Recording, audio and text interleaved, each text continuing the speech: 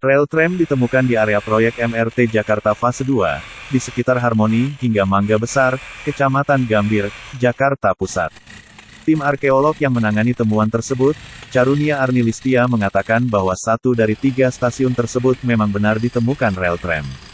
Saat tengah melihat rel tram di lokasi tersebut, Lisa menjelaskan bahwa 2 gerbong tersebut dulunya ditarik oleh 2 atau 4 ekor kuda. Namun karena beban yang begitu berat, banyak kuda yang mati. Hal tersebut saat itu diprotes oleh orang-orang Eropa. Selain itu, Lisa mengatakan bahwa kuda-kuda tersebut membuat wajah kota menjadi tidak bersih. Hal tersebut dikarenakan kuda-kuda membuang hajat di sepanjang jalur rel. Ini kita sekarang berada di kolong stasiun MRT Harmoni.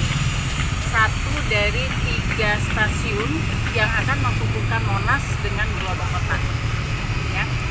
Di sepanjang jalur ketiga stasiun itu kita menemukan struktur rel tram yang sudah ada sejak tahun 1869.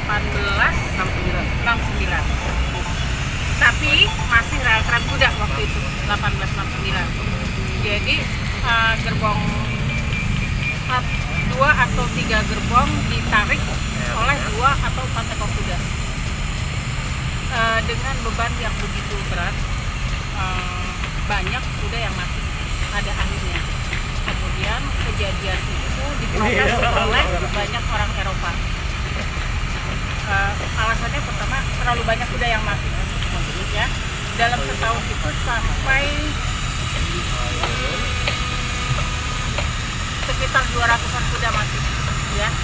Kemudian wajah kota juga menjadi tidak bersih karena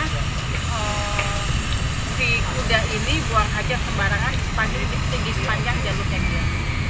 Yang ketiga, orang-orang Eropa itu merasa risih dalam satu gerbong bercampur baur dengan orang-orang yang mereka anggap di bawah kelasnya mereka.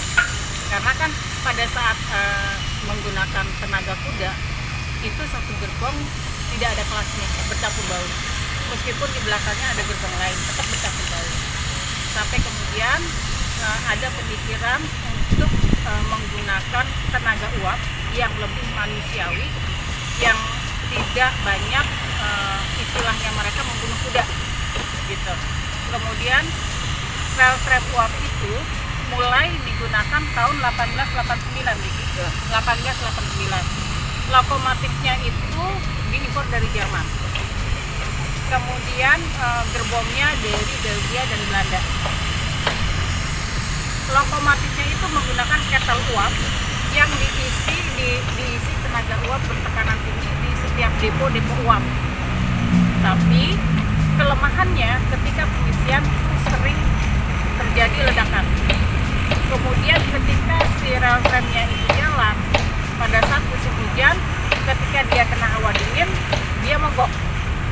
Akhirnya pemerintah Belanda saat itu kemudian berpikir untuk mengganti rel tram uap dengan rel tram listrik.